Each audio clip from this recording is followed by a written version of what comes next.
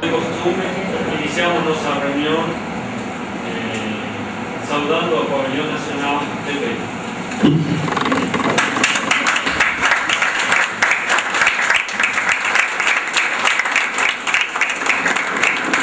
Muito obrigado. Iniciamos la reunión. Paso la palabra ahora para nuestro director del protocolo, compañero Julián.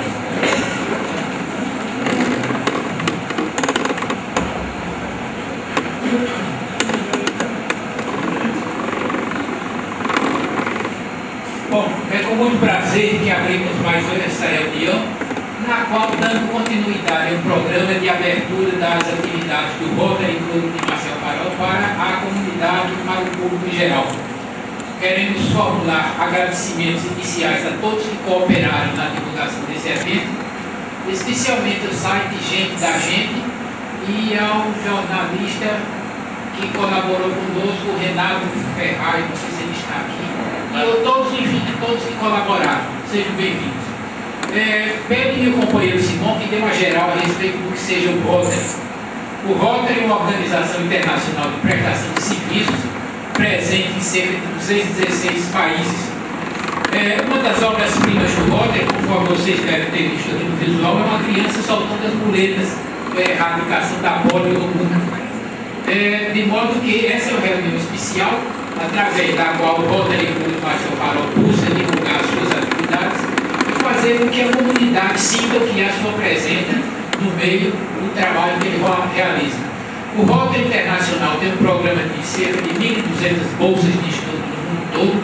O Rotary Internacional tem programas voltados para a erradicação do analfabetismo,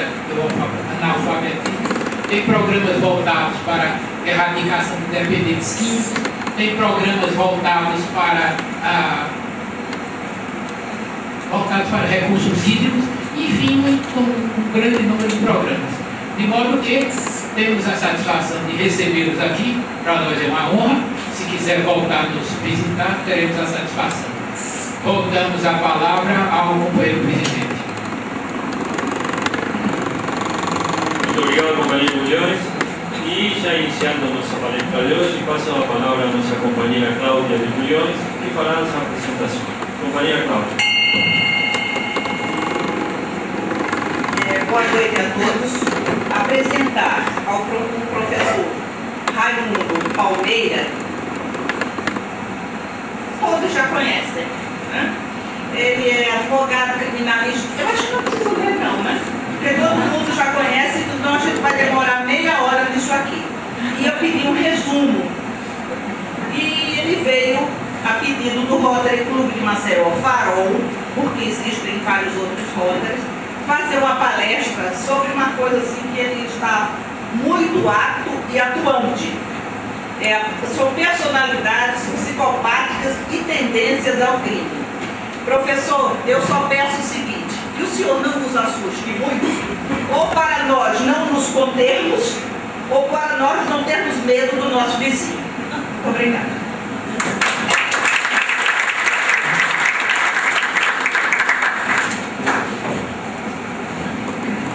Então, passo a palavra agora ao palestrante, futuro companheiro do Rotary, o Dr. Raimundo Palmeira.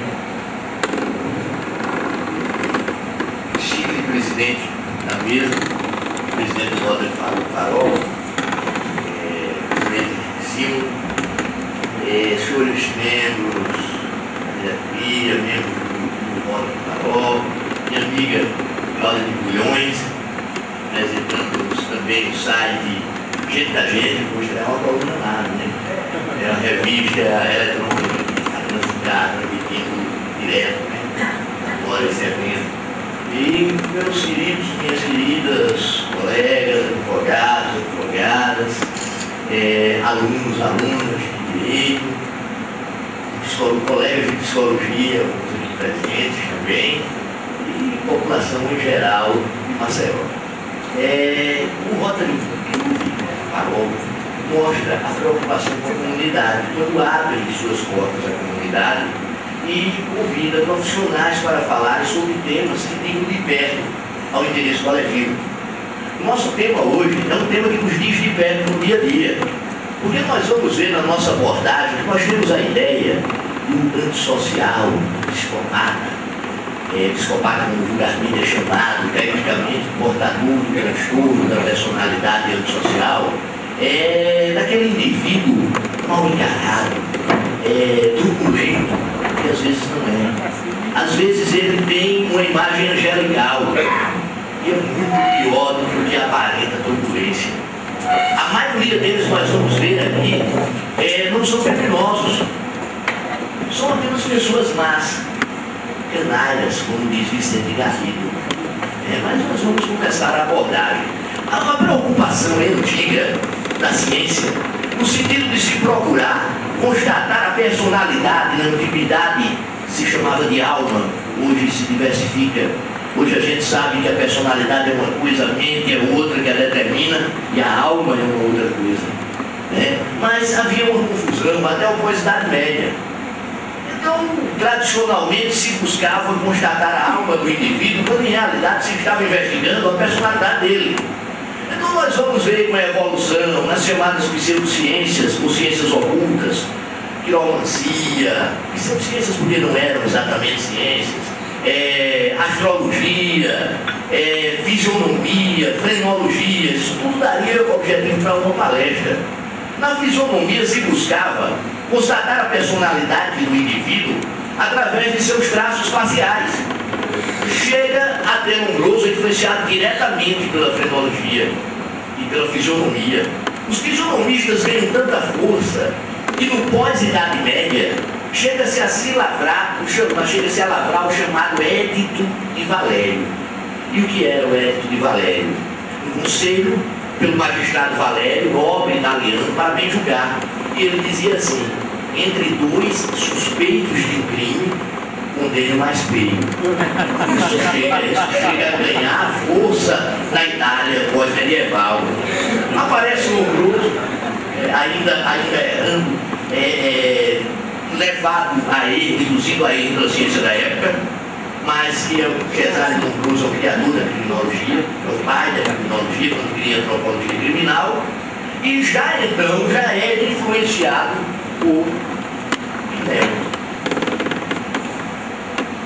Já é influenciado por Pinel. Felipe Pinel, a data saiu errada, mas Felipe Pinel lança em 1881, saiu 0 no lugar do 8, o seu tratado médico-filosófico das alienações mentais. Pinel, quando começa a proceder o tratamento dos doentes mentais, Pinel é considerado o pai da psiquiatria moderna, inclusive o pai da residência médica. Seu mais ilustre primeiro residente é Esquirol, Jean-Etienne Esquirol. Ele começa a constatar que alguns daqueles seus pacientes, às vezes responsáveis por crimes violentos, crimes que não tinham justificativa dentro de uma personalidade normal, de um psiquismo normal, mas eles não apresentavam perda no senso da realidade. E a loucura, hoje a psicose, a época era chamada de mania. E aí ele começa a diferenciar do maníaco o chamado maníaco sem delírio. Ele começa a trabalhar com a mania sem delírio. E ele diz que são loucos morais. A insanidade moral é cunhada a esse termo por Pritchard, já na Inglaterra, paralelo a Pinel. Pinel entra para a história quando desagrilhua, desacorrenta os doentes mentais e trabalha com a hipótese de que o doente mental não é necessariamente periculoso e que o doente mental poderia ser tratado e deveria ser tratado com humanidade, como se trata qualquer outra patologia. E, na realidade, ele vai retomar Hipócrates, porque durante a Idade Média desaparece, a loucura começa a ser confundida com a possessão demoníaca. Com a evolução, hoje nós já não conhecemos o termo de loucura, doença mental e a psicose, diferente da neurose. Mas o que nós vamos abordar aqui é um transtorno da personalidade que não está na órbita da doença mental propriamente dita. o antissocial chamado de psicopata não é um psicótico. Não é como a população normal às vezes chama de paranoico, paranoide. Paranoide é um psicótico. Tem perda da realidade. Delira, alucina. Um dos critérios para essa normalidade psíquica, e não é um critério absoluto, Paulo Galganarondo, psicopatologista, ele mostra 12 critérios de normalidade. Porque todos eles são relativos.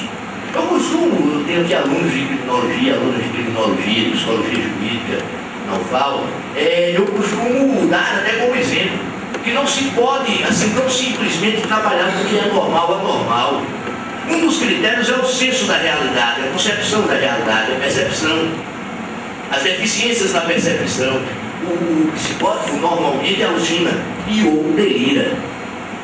Só para quem não é da área, tem muita gente de direito, no delírio você altera o juízo de realidade. O fato existe, mas você dá uma interpretação diferente. Na paranoia eu estou aqui ministrando uma palestra e alguém chega ali, o doutor Bruno ali chegou, cumprimenta alguém sorria e eu paro e digo, estou sorrindo de mim.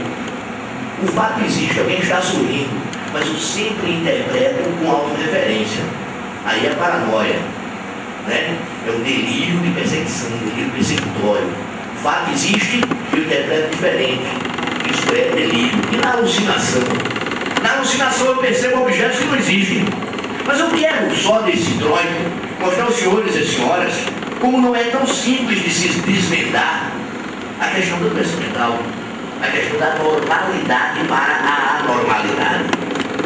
Então, por exemplo, na alucinação eu percebo um objeto que esse objeto não está presente, não existe. Por exemplo, uma alucinação visual. Eu chego aqui para vocês e digo, para nós que não somos psicólogos, não estou me referindo aos que são psicólogos da área médica, para nós da área, é muito mais fácil entendermos o psicopata através da psicanálise freudiana. E para isso, eu trouxe aqui hoje o próprio Freud, né? Fala Freud, não tem ninguém na frente, né? Então quer dizer, isso é uma alucinação, mas pode não ser. Você vai ter que observar o indivíduo inserido no seu meio circundante, nos seus valores, na sua cultura.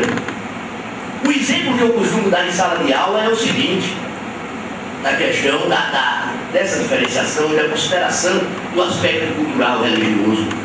Se eu chego à porta da minha igreja para assistir uma missa ou para assistir um culto, e ao entrar o padre ou o pastor sai correndo e grita assim, corra Raimundo, os Exus estão chegando para lhe pegar, eu vou ficar espantado.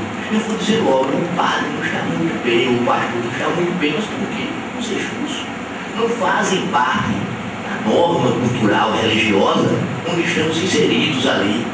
Mas se eu chegar em Salvador, na porta de um candomblé, e a mãe de santo disser, corra que o Exu vai lhe pegar, eu tenho mais é que morrer. Eu não vou dizer, não, a mãe de santo está delirando, está alucinando, desculpe. Então veja bem, mas o antissocial não tem isso. Ele concebe a realidade perfeitamente. Só que o mesmo começa a tratar dele, a tratar com ele, sobre ele, é Felipe Pinel, esse cara maravilhoso que desacorrenta os grupos. Esse cara maravilhoso que é revolucionário, que cria a psiquiatria moderna. Ele não é o pai da psiquiatria, mas é da psiquiatria moderna. Ele humaniza a psiquiatria, cristianiza. Então esse cara que tem coragem de assumir de ser um centro misto entre manicômio e presídio, masmorra, com a Revolução Francesa, sendo ele revolucionário, e tem coragem de se colocar contra a Revolução Francesa. Foucault conta, inclusive, que a Revolução começa a temê-lo e tenta invadir Vicente. E os grandes mentais organizam uma resistência em defesa dele. Aqueles que foram desacorrentados, comandados por um oficial britânico que passaram mais de 10 anos acorrentados com dor esquizofrênico. Ou seja, sem querer, na necessidade, ele mostra que o psicótico pode ser produtivo, pode ser funcional. Então, o esquizofrênico, quem arma toda a defesa do Vicente e comanda a resistência. Então, é fascinante, né? Eu costumo dizer que eu sou fã de três grandes pensadores. Lombroso, tão malquisto às vezes, porque as pessoas falam de Lombroso sem lerem Lombroso, lerem sobre Lombroso. Lombroso deixou 600 obras. Tem professores que chegam em direito penal e dizem que Lombroso era um louco, porque o mais que leram foi Damásio de Jesus falando sobre Lombroso. Não leram a obra de Lombroso. Lombroso, em 1895, já fala de uma epilepsia psíquica não manifesta. Essa que gera o furor epilético. Não é a epilepsia